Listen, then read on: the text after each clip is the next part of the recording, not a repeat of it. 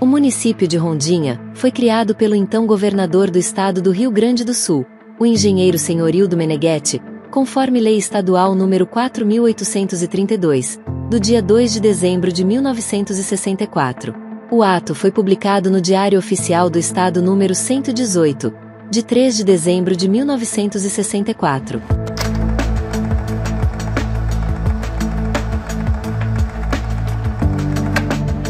Rondinha, cuja linguagem popular diz que lá existiu e existe uma fonte de água mineral, onde os tropeiros faziam paradas e avistavam pequenos pássaros, chamados por eles de rondinelle, os quais esvoaçavam pela fonte, e depois seguiam viagem.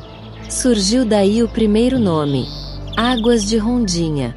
Segundo consta nos relatórios municipais, a denominação foi imposta por esses tropeiros, que no final do século XIX e no início do século XX, cruzavam por estas terras, permanecendo nas mesmas para descansar.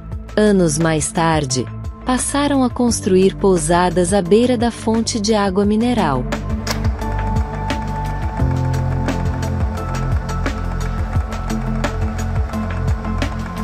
A população do município de Rondinha originou-se a partir do processo de colonização que coincide com a terceira e última fase das migrações internas de filhos de colonos, em sua maioria, italianos, no século XIX.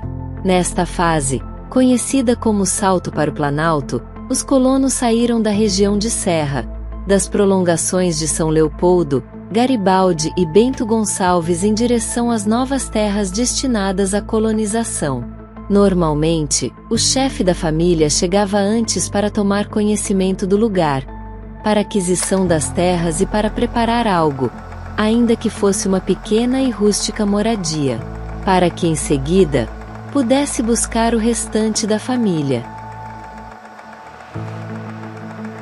O atual território do município é de 262 km². De acordo com o último censo, a população rondinhense é de 5.518 habitantes. Rondinha fica a 341 quilômetros da capital do estado. O principal acesso ao município é pela RS 404, que liga Rondinha a Chapecó via Ronda Alta, e por outro lado, com o município de Sarandi, bem como com a BR 386, a qual liga a região com a capital do estado.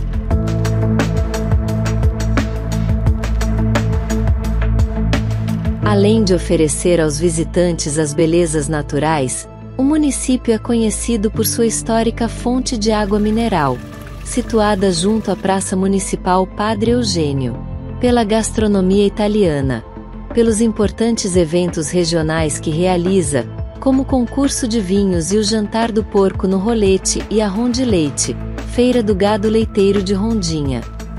Destaca-se regionalmente pelo grande potencial de negócios e de investimento na produção de grãos, leite e suinocultura.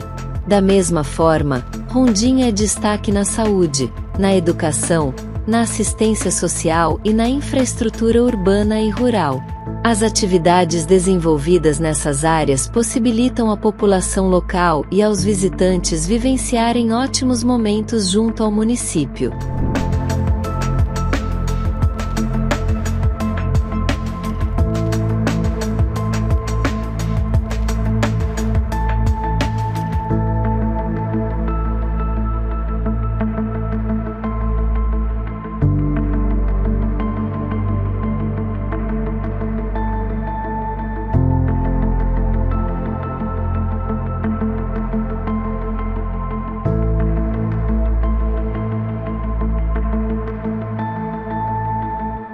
Meu nome é Itervino Signor, nós viemos de Cruz Alta, que hoje é Ibirubá.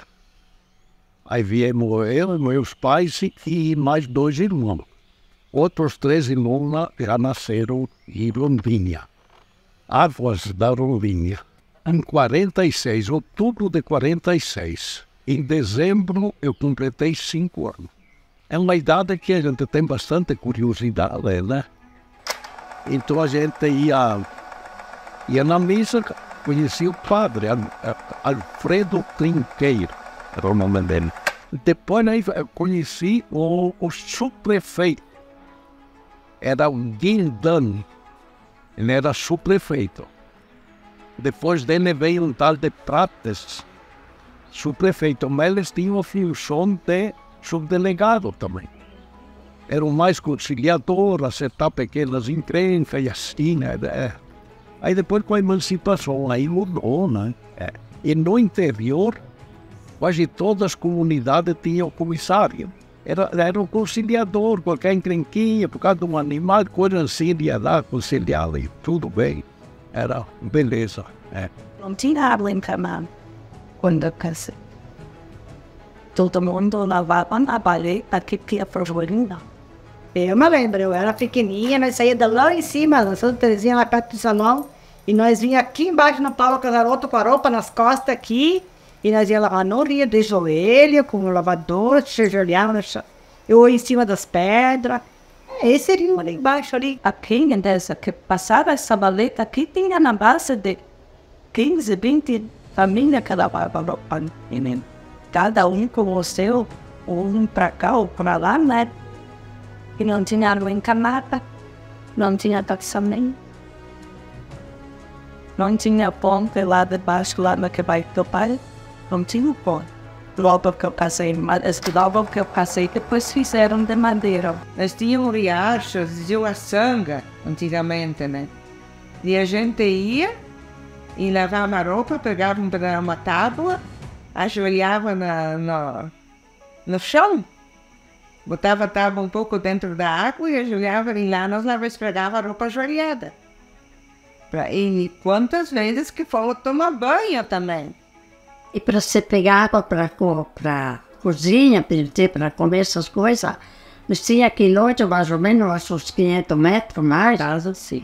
Atravessar o rio, e tinha uma fonte d'água lá que se segurava limpa, e você pegava a água, você levava ela para casa para comer e fazer comida. Daí a gente via, atravessava um potreirinho lá, que tinha um potreiro, e você subia para casa.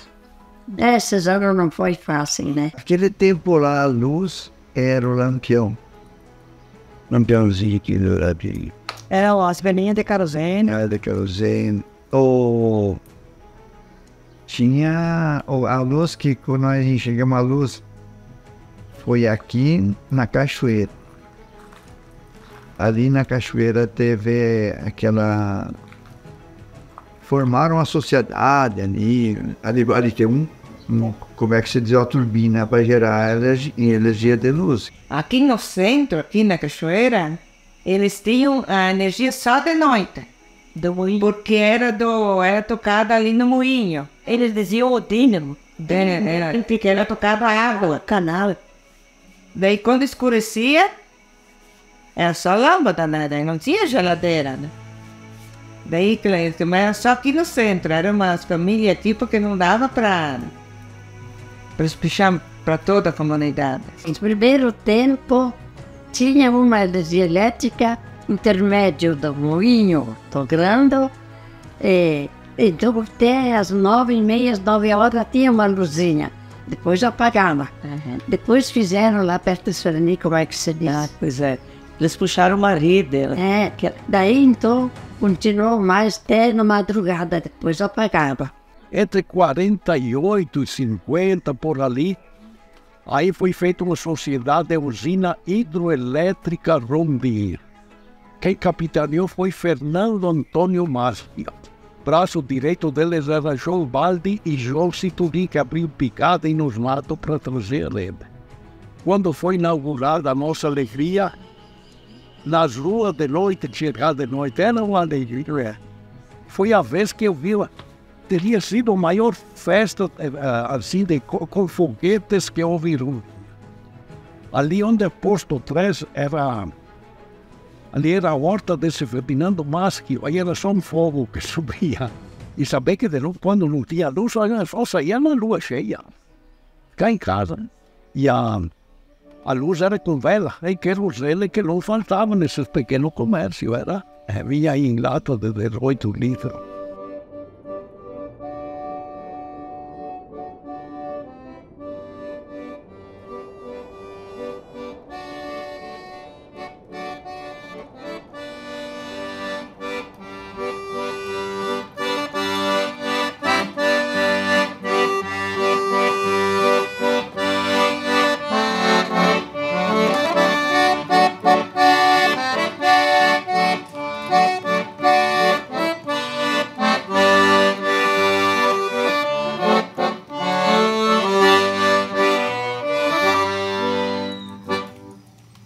eu comecei a tocar gaita, tinha 60 anos. Antes disso, eu cantava, junto com amigos, assim, mexendo de caminhão. Mas eu fazia verso, eu fazia música, assim. Eu resolvia fazer uma música, eu fazia. Às vezes a gente pegava alguém, ficava responsável por presidente do clube. Aí então a gente contratava um gaiteiro, que a maioria das vezes é de Maristém. E era uma beleza, a gente convidava a rapaziada e moças aí do interior, era uma beleza. Tinha ali do lado da igreja, tinha feito que nem um Quiosque meio grande. O pessoal ficava lá, sim, toda tarde. toda tarde. Mas eu já lembro da época, assim, que vinham os alemães tocar aqui. Era maravilhoso, eles tinham um lugarzinho certo.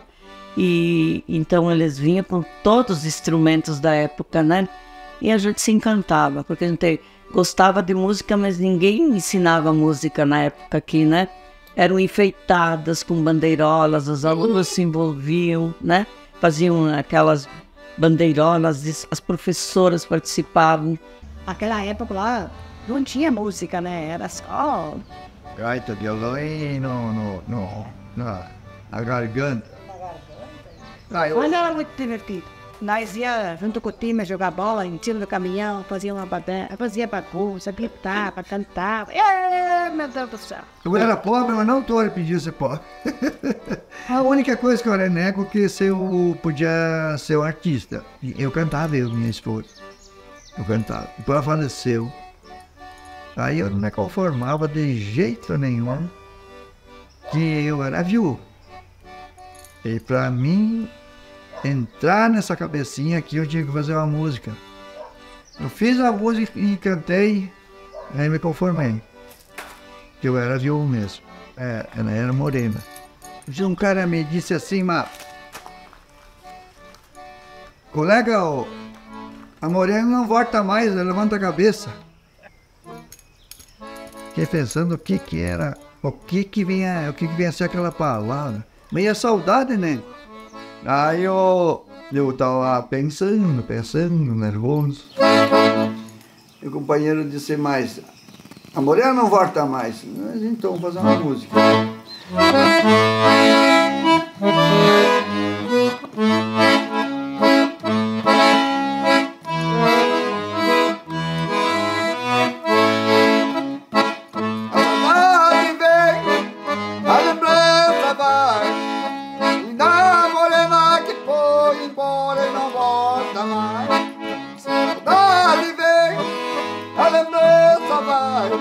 A linda morena que foi embora e não volta mais. No dia que ela partiu, eu fiquei desleixoneiro. Princípio de meu amor, e Deus tá me esperando. Saudade vem, lembrança vai. A linda morena que foi embora e não volta mais.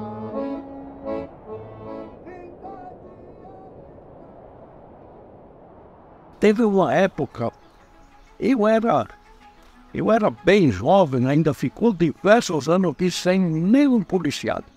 E mais tarde, quando emancipou o juiz de Sarandi, que ele veio impulsar o primeiro prefeito, ele fez um pronunciamento e ele falou que ele constatou lá no fórum que não tinha nenhum rondiense processado. Ali na praça, que agora vem a água encanada ali, tinha uma casinha ali, servia de cadeia. Aí botavam o cara lá 1 hora, 2, depois largavam. A capela, sabe, aquela assim, lá debaixo era só Cambuí. E era tudo mato, assim, tudo Cambuí. Tinha um morador lá onde mora o Tiago, era um carro. E pra cá, daí tinha mais casa para cá. Mas eu acho que tinha umas 7, 8 casas. De pouco tempo foi aumentando. Aí explodiu. Quando foi em 76, 77, já estava bem lotado. Eu sou o Alberto Peruso, Nasci aqui em Rondinha, 1947. Estou hoje com 77 anos, já para 78. Nasci aqui me criei, junto com o pai, com a minha mãe, claro, nossa família toda. Sou o último de 8 irmãos. E todos já praticamente completaram o seu passeio, a sua viagem. Então, sobre eu.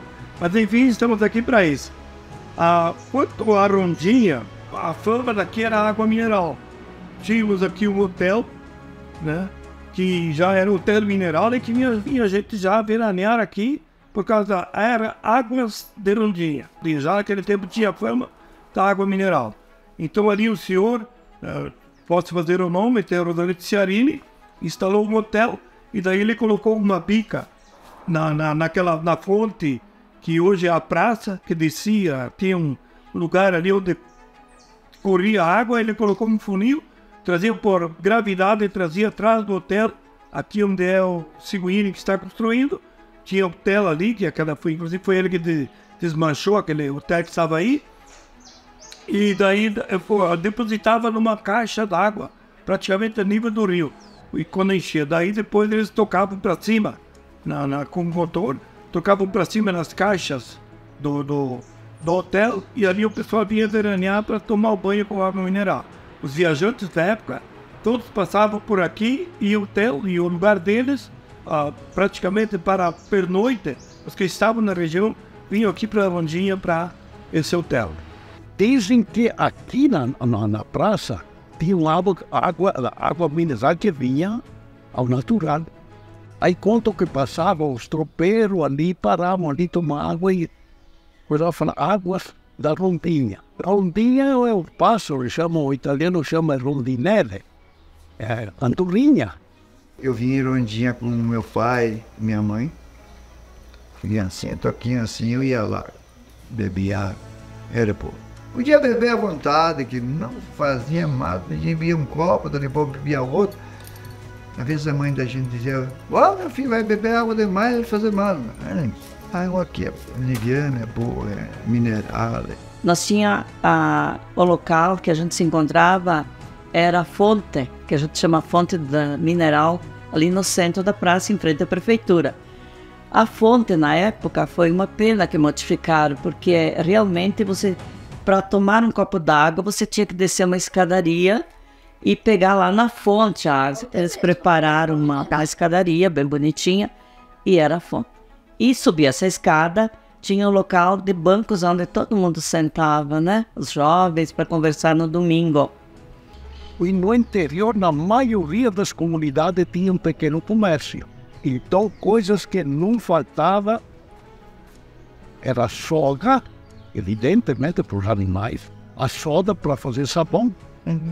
O agricultor, cada um matava o porco na casa deles e faziam o sabão caseiro. Então, esses pequenos comércios tinham querosene, porque não tinha luz.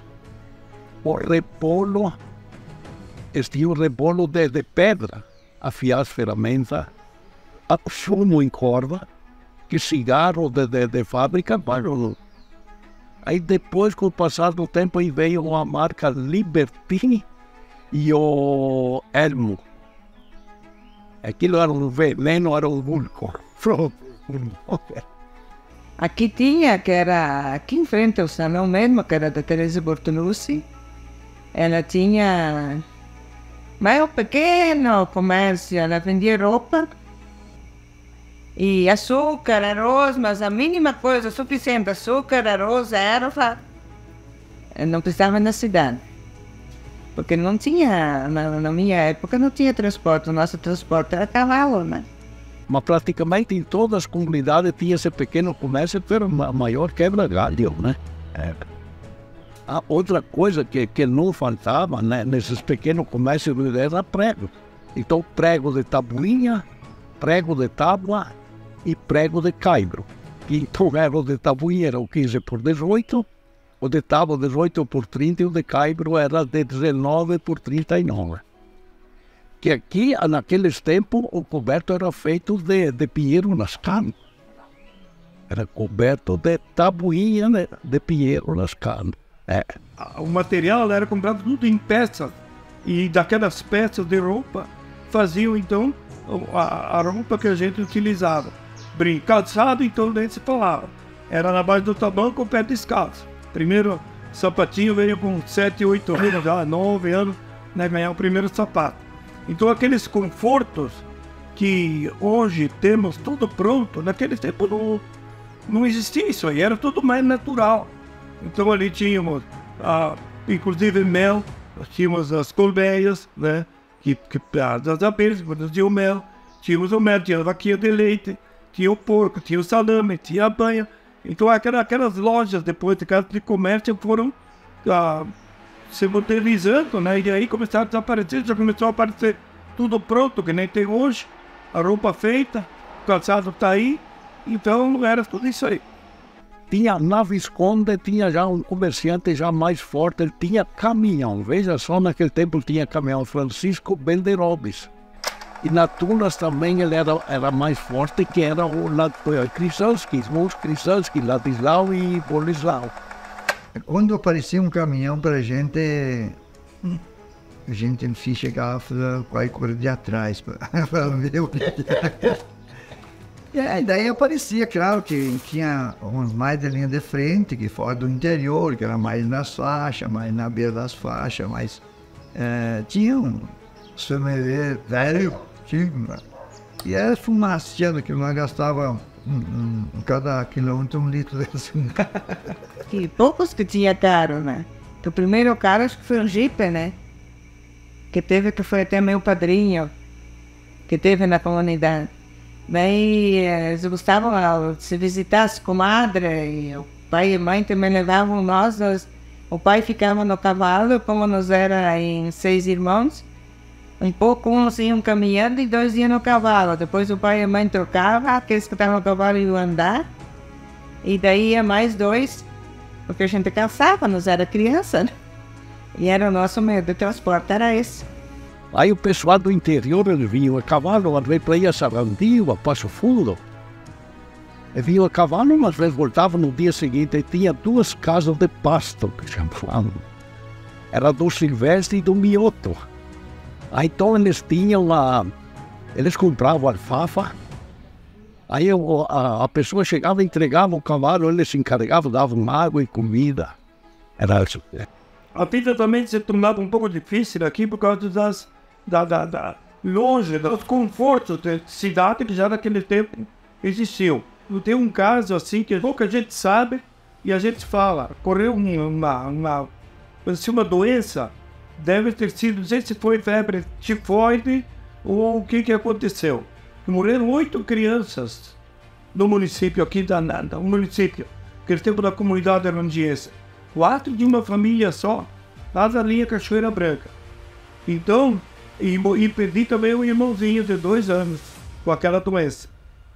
E tantos outros. Depois, quando essa doença bateu da minha irmã, uma das minhas irmãs mais velhas, o pai disse assim, bom, 1 eu perdi, 2 não vou me perder. Aí veio, não sei se o enfermeiro de Passo Fundo, o médico que foi, chegou e daí veio e diagnosticou. Então fizeram o tratamento, já a penicilina já estava aí, parece. Então conseguiram eliminar essa praga. Essa é uma história um pouco triste aqui da cidade, né? Ali na esquina do Charan, que hoje é um prédio, tem apartamentos, ali tinha um hospital de madeira. Aquele antigo, já tudo primário, mas funcionou um tempo como hospital. Aí depois foi construído esse que está agora. Mas na época foi uma coisa extraordinária, porque um lugar pequeno tinha hospital, um médico, Charan. E criança dificilmente nascia no hospital. No interior tinha diversas parteiras. Nasciam pela mão da parteira. Que eu lembro o nome de uma, parece-me que era de Tunas, Augusta. Agora o sobrenome não tenho certeza, parece que era Pitol. E tinha aquela que mais tarde se tornou minha sogra, também ela, mas era essa Augusta. Em outras comunidades também tinha. Aí a parteira ia lá, ficava 2 dias, 3, estava tudo bem. Inclusive a mãe teve 6 filhos, e os 6 filhos foi tudo as parteiras fizeram o parto da mãe. A mãe teve 6 filhos em casa. Antigamente tinha a nona Perger e uma nona Longhi, acho que Buongiorno. Que daí, quando que chegava a hora das mulheres nascer as crianças ali no parto, o pai ia buscar, iam a cavalo, levavam as parteiras, daí eles faziam o parto, a parteira ficava cuidando, né, um pouco das mulheres, né. E também para registrar os filhos, antigamente era muito difícil, tinham que ir a Sarandi, e aqui na Erundina não tinha. Até eles cobravam muito, até registraram, nem era o dia que nasceu para não pagar multa, porque era difícil de acesso, né. A minha mãe teve 6 filhos, tudo de parteira. E as vizinhanças delas ali, que tiveram bastante filhos, tinham os filhos tudo na mesma idade, assim, todas elas foram de parteira. Outra coisa que dificultava era as enchentes que aqui ocorriam. Isso aí já de Rondinha já tinha até a fama das cidades das enchentes. Então era 3, 4, 5 enchentes cheias por ano, porque o rio Lambari também, esse riacho que hoje está todo nele, tinha muitas curvas de rio. Começou a chover, encheu o Lambari ali, o riozinho ali, a água começou a sair lá em cima, e lavou toda a rua. Depois ela veio fora porque não tinha nem o colégio ali. Ela vinha por aqui e ela tinha começado a entrar aqui, e lá na rodoviária, onde tinha a rodoviária ali. E daí, imagina, eu corri dentro para erguer as coisas, em vez de erguer as coisas, eu só peguei os cantos dos tapetes e virei assim. Que a água começou a entrar, nós já assustamos, né? Ela veio por tudo ali embaixo, tudo, faltava bem um pouquinho para entrar embaixo do soalho, assim. E aquela vez deu um susto. Dali do rio para lá era toda água. De lá para cima, que tinha o colégio lá, toda a água que vinha. Uma água levou as torres, mas tinha bastante torre, madeira, que nós era uma firma. E vinha tudo para o rio para baixo, aquela vez lá. Aí conseguiram fazer o quê? Quando veio modernizando, preencheram as ruas, porque a água corria na rua naquele tempo também. As casas eram um pouco altas e não dava para uma casa. Mas o que acontece? Aí levantaram as ruas. O que foi que aconteceu? A água procurava um nível, daí sim, aí começou todo esse problema que até poucos anos atrás atormentava toda a nossa cidade. E a segunda enchente eu me encontrava morando, então, ali no centro, na casa de Eugênio Antônio Merlin, e estava tomando café, olhando para o rio, que ele estava assim, batendo nas margens, e de repente o rio começou a entrar dentro de casa. Comecei a erguer tudo que eu podia, e fiquei muito tempo na casa. Peguei as meninas, trouxe para a casa da mãe, e num dado momento eu não consegui mais sair da casa. Nesse momento veio um trator, me carregou na pá do trator para me tirar de dentro de casa, eu e a Carmen Pitol, minha querida secretária, que hoje já faleceu. O rio Sarandi com o rio Lambari, aqui na estação rodoviária, ele se encontrou. Então, ele erguia, ele voltava, recuava, o rio Lambari recuava e o Sarandi descia. Morávamos na rua Santo Antônio, jovens, o pai era motorista de caminhão, ia buscar toras no Paraná, porque ele era sócio de uma empresa aí, Merlin Companhia Limitada, e de vez em quando ele levava a mãe junto, né? E deixavam nós sozinhos em casa. E a gente com 14 anos, com responsabilidade, cuidando de mais 5. Então, a gente também aproveitava muito quando eles voltavam, fazer visitas de filó, né? Íamos numa casa, numa tia, onde a gente comia batata assada de noite, a minha batata assada, melancia, nada fazia mal, né? Mas no meio disso tudo, ó, tinha uma luz que aparecia. Olha que interessante. E nós chamávamos, segundo os mais antigos italianos, o Ciaretto. O Ciaretto aparece no Morro do Seu Cirilo Tremeirão. Pois também é grande, aparecia todas as noites. No Morro do Cirilo Tremea e no Morro do Seu Nervis, lá no outro lado que vai sair da Ronda Alta. E a gente enxergava essa tal de luz, ela ficava grande, ficava pequena, luz, né? Chamava o Ciaretto, né? Mas é que nós tínhamos medo do Ciaretto, porque os adultos falavam do Ciaretto. E nós tínhamos um pouco de medo, né? Mas brincávamos, vamos lá ver o Ciaretto. Todo mundo, a vizinhança, não só a nossa família, né? Nós tínhamos vizinhos que enxergavam também. Sim. Mas muitos não acreditavam que era coisa de fantasia.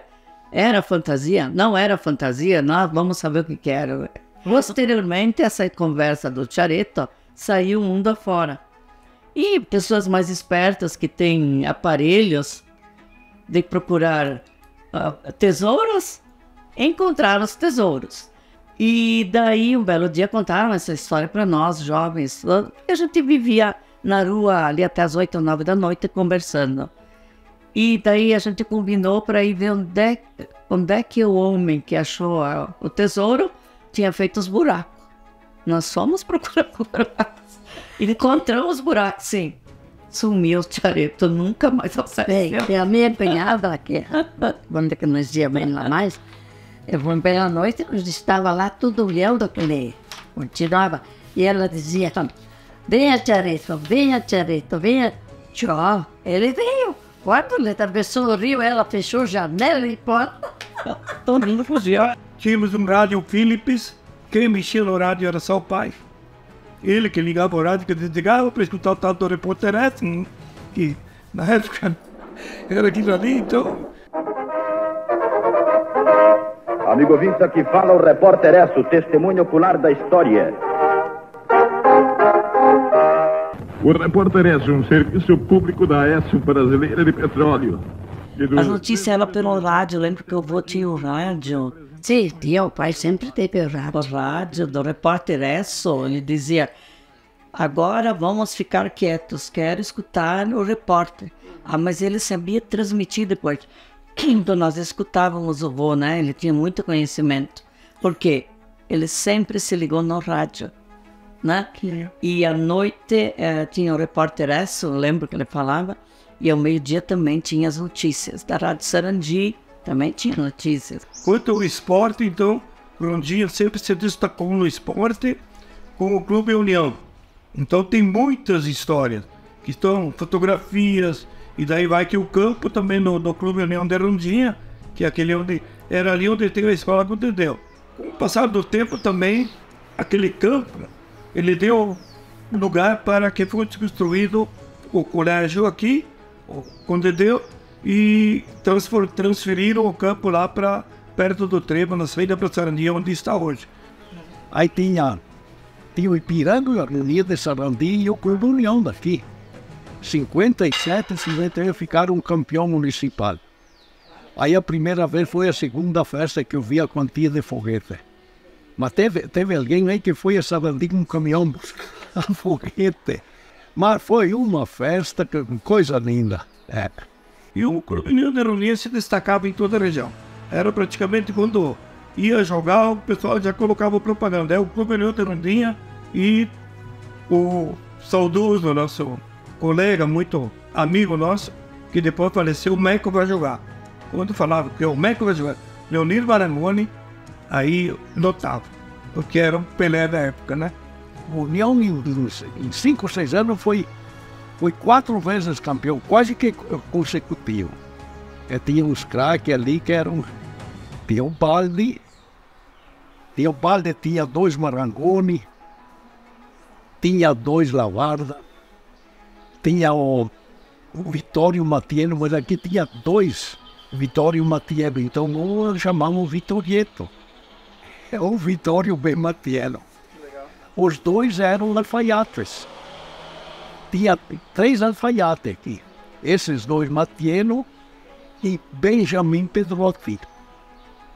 E tinha um na comunidade de São Paulo, que era o Albino Russari. Também era alfaiate.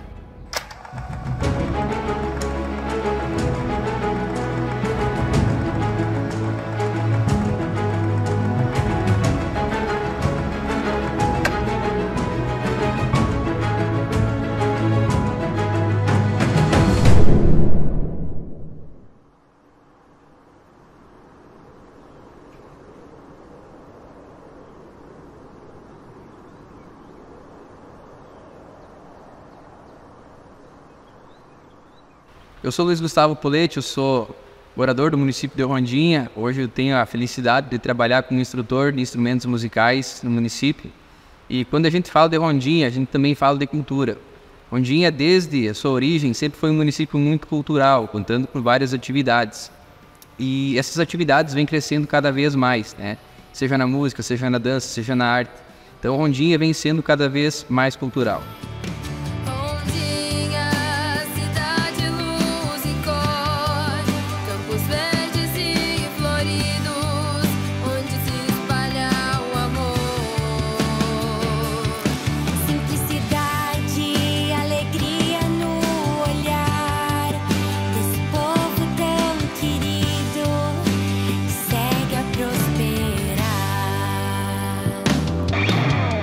No ano de 2024, eu criei um projeto chamado Rondinha em Canção, na qual foi um projeto que visou a criação de uma música autoral, foi de minha autoria, com participação de alguns alunos de oficinas de instrumentos musicais e cantores e artistas locais.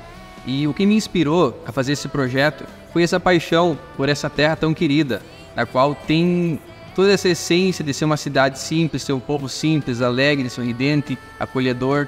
Então todos esses fatores influenciaram para a criação dessa música. E o resultado ficou muito interessante, pois reuniu vozes do município.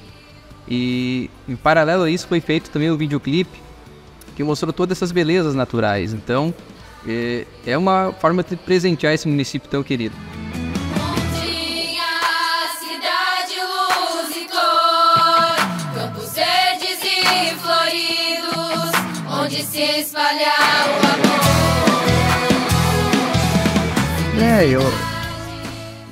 Toda coisa foi bem sofrida naquela época, bem sofrida. É só, me pede pra mim, deve ser, tá arrependido da vida, alguma coisa que passou, não. Aqui eu sou feliz aqui na Rondinha, muito feliz, que aqui eu criei minha família, dentro das nossas possibilidades, dentro das nossas condições financeiras, salário de professor. Feliz, a gente nunca mudou de comunidade, estou feliz até agora, graças a Deus, a gente tá bem. Um abraço a todos os rondinhenses de Águas da Rondinha.